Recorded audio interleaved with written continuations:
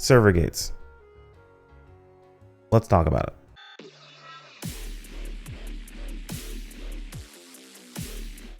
So gating is always a divisive topic when it comes to gaming. And I, of course, have an opinion that not everyone's going to like, but I just want to give my 2 cents on the matter. You guys know what I think about it and what I've experienced from being someone who played an early access version of the game, someone who's played tons of MMOs growing up, a lot older than you think, actually, and just kind of living with the evolution of the MMO gamer these days. So yeah, we did play the creator experience server, and in that server, we essentially were able to level all the way to cap. There was really no server gates for anything. Everything was kind of basically unlocked. And I can say with almost 100% certainty that I feel like it did kind of hurt my overall experience when it came to progression in the game.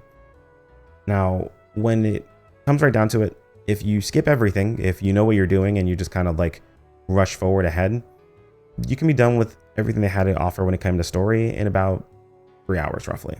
Probably thinking, holy crap, only 3 hours of story? That's almost nothing, right? But you have to keep in mind, story is story. It's cutscenes, it's dialogue boxes, and it's a lot of explaining and so on and so forth. Whenever you stop skipping all of those things, I can tell you from my own experience, just getting through half of that took me probably closer to like 8 hours to go through half of the story alone. So you probably close to around 20 hours of story roughly if you actually watch all the cutscenes, maybe a little bit less, depending upon how quickly you get through some of the dungeons, some of the solo content, if you have any issues, or depending upon what class you're playing, if you're playing like a healer or a tank, experiencing any problems with damage or anything along those lines. Like realistically speaking, you could see a bit of a change when it comes right down to it, because you do have to go through some of those things. You have to go through some story dungeons, some instances, so on and so forth, that does require some fighting, so that does slow things down quite a bit. It also depends on your overall traversal speeds, whether or not you have like faster mounts and all this other stuff. So like there are other things that are variables that can make a difference when it comes right down to how fast you clear the story. But it almost feels like about the same length that like the start of an expansion of any MMO would realistically have. Now, whether that's enough for you or not really depends on the individual. And I'll tell you from my own experience, like playing MMOs back in the day, like going through story content was part of the content itself. There were times where there were players who just never reached what we would call the end game these days. You would go from, village to village, or town to town, pick up quests, go out, fight a bunch of monsters, read through dialogue, that sort of thing. Like that was the content of playing your MMO at the time. It's not like that these days anymore. It's a lot of dungeons, a lot of raiding, a lot of end game is kind of like the main focus for most people. Even down to the point where it even affected the development of Path of Exile 2, where they pivoted from developing the story and making it available, at least in their early access version, to like really focusing on the end game. And a lot of players were very happy with that. They were like, yo, that's important. We got to have a good end game. The end game is where most people are going to exist and people are going to play things. Granted, I mean, this is using Path of Exile 2 as an example, but this is a very common like concept that exists in the MMO community. Players are mostly concerned with their end game in a lot of situations. Most recently, did you start to hear about players being concerned with other things outside of just that? Like you're starting to hear people ask like, oh, are there things to do outside of just grinding your gear or completing those dungeons and doing your weekly raids and so on and so forth? Because are there things available that are outside of that? But that wasn't a very common topic, or hasn't been the major focus for most people. Like you'll very commonly or very often I get questions in, it's over on stream or in YouTube comments like, oh, hey, what's the end game like? Is there enough things for us to do? Like, is it going to be repetitive and boring, so on and so forth, right? And to be honest, these are all valid questions, and these are things that people tend to ask a lot of, but it makes sense as to why devs are so focused on it, because that's what the average player is asking about. That's what people are most concerned about. They want to make sure that they have that available to them because they want people to play their game. And of course, the people that are advertising and promoting it, they want the game to be successful, so they're going to then pressure devs to make sure they focus on that in the first place. So it creates that situation where current tier MMOs, their major focus isn't the leveling process. It's not going through the game itself. It is the end game, the raids, the dungeons. Those are always going to be the primary focus for them. Now, whether that's a good or bad thing, that's up for you to decide. I'm not here to try to sell you on one side or the other, but that's just kind of how things are now versus how they used to be in the past. I'm thinking like games like Ragnarok back in the day, Flife. Dude, we're talking like, I mean, old school RuneScape is kind of a weird I don't really feel like it fits the mold of what I'm referring to, but like I'm talking like really old games. Like there were, or at least old MMOs, like there were very, even things like Final Fantasy 11 back in the day and stuff like that. Like these games, they weren't so heavily focused on you getting to max level. Like max level, a very common trope is the game starts when you hit max level. That just wasn't a thing in the past when it came to MMOs. Like it wasn't even close to a thing. The leveling process was part of your content. You weren't done with it in like a day or two like you are in most MMOs. You leveled for anywhere between like a week to 2 weeks to a month, depending upon how much time you actually had to play the game. So like it was a very, very common thing for players to not hit those end game dungeons. That's why there wasn't such a focus on it. So I had such a focus on earlier towns, earlier quests, earlier NPCs and things like that, because players interacted with them a whole lot more than they do these days. So why does that matter in the entire conversation when it comes to talking about server gates? Well, it's because nowadays, at least the current MMO player, with information technology, the amount of information we have available to us, we will optimize everything. Like it's very commonly said, I love this saying that someone mentioned. It was mentioned in my comments. It's been mentioned online as well, as players will optimize the fun right out of their game, like straight up. And even if you're someone who doesn't optimize, you feel the effects of other people optimizing the fun out of your game in some situations, depending upon what's going on. And server gating early on kind of combats that a little bit. Let me explain a little better on the situation itself. So playing on the early access creator server, I went from level 1 to 60 very, very quickly. And then I had to start going through unlocking things and getting skill points and getting gear and things of that sort. And there's something that I learned. You do not have much power when you don't interact with the systems of this game. Just leveling, getting your skill points, using those skills and talents and things like that. If you haven't done things like your talent quests, if you haven't done things like the trials to complete those, if you haven't done things like the dungeon to get gear, haven't spent your alloy shards on upgrading your gear. Like I right now am, if I pull this up, I am 6,700 and let's see, talent points, we have 39 today. We're level 38, and I mean gear wise, like we're pretty decently geared. I don't have a gold weapon yet, unfortunately. I haven't gotten that lucky. We got gloves, we have earrings that are pretty solid, have 2% melee damage on them. Love to see that. And I think we have a talisman that has the same thing at 2% melee damage. So yeah, two things. We have some pretty solid pieces of gear, some not the best, but other pieces that are pretty solid. And I can tell you right now, my level 60 character when I finished the story was weaker than my current character is in closed beta test yesterday. And it's not even close. You would think being level 60 means that you would just one-shot certain enemies. You don't. Like I had to go start doing unlocks and things of that sort. Like I went into the underground district area and fought the spider crab dudes. And I experienced like mechanics that some of them had where they would go into their shell and you would hit them and they would heal. Like they would be healing up. I'm not sure if I hit them and they healed, but like when I stopped hitting them, they stopped healing. So I assume that they healed when I hit them when they were in the little shell thing. I never have seen that in the closed beta test.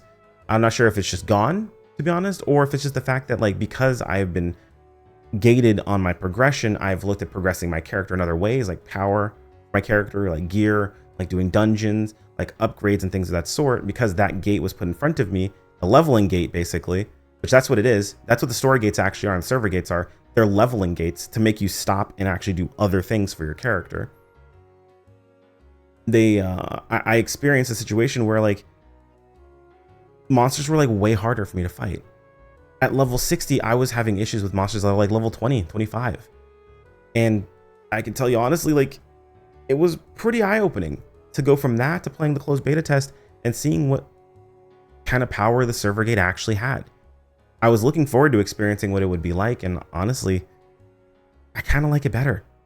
Especially when you like to play games early on and get the most out of them you possibly can. Yeah, you're going to get into a method of like just kind of rolling the same things over and over again. But we went through and we're working on doing like hard modes of some of the dungeons, and they were difficult because we didn't have access to being max level first. A lot of times players are going to push everything they possibly can. Yeah, you can make the argument, oh, just don't use as much gear, or oh, just, you know, go in when you feel like you have an adequate challenge, create it yourself, right? Have your own artificial challenge, but like it just doesn't feel the same. Going into something knowing you have done everything you possibly can to be as powerful as you can, and that thing still being difficult to a sense, and then being able to come back to it the next day knowing you got a bit stronger, or got a bit more power to see how the difference feels in doing that.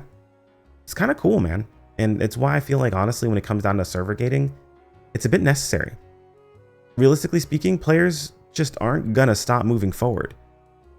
If you can farm something for 26 hours straight and be done, some people are gonna farm it for 26 hours straight and then be like, I have nothing left to do. It's a very common thing that'll happen.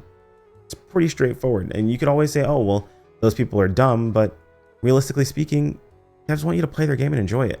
So they're gonna do whatever they can do to set things up in a way that you're almost forced into having to like enjoy it a specific way, which kind of sucks. Like, I'm not the biggest fan of being forced to interact with something a specific way, but at the same time, I also sort of understand it under certain circumstances, because I straight up did it. I leveled to 60 and I had a worse experience because of it. I'm having substantially more fun in the closed beta test with the server gating because I'm interacting with all the different systems at different breakpoints.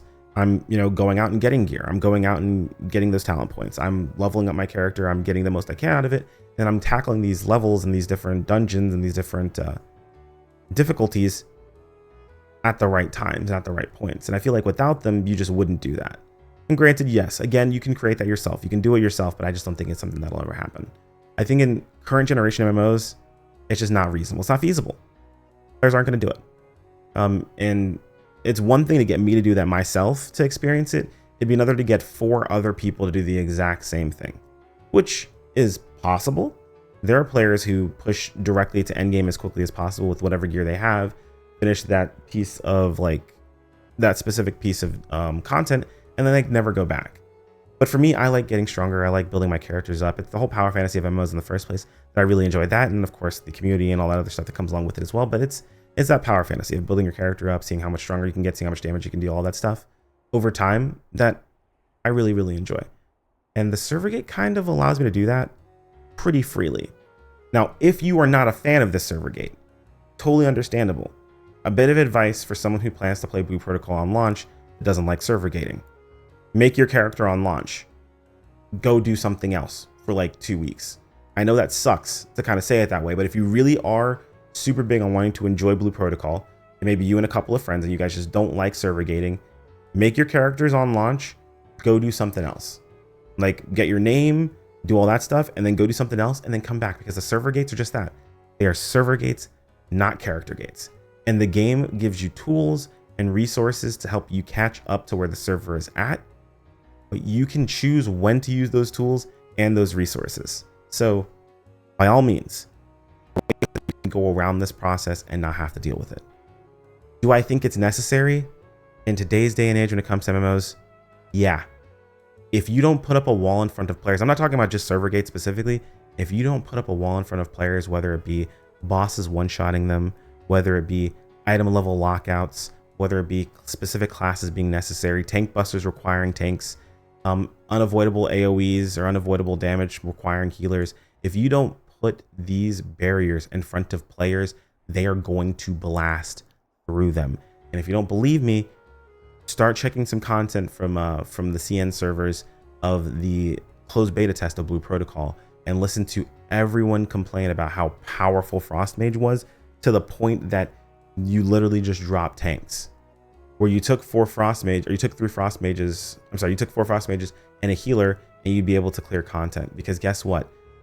The requirement of needing a tank, the roadblock, the wall of needing a tank wasn't there. So players did the thing they always do.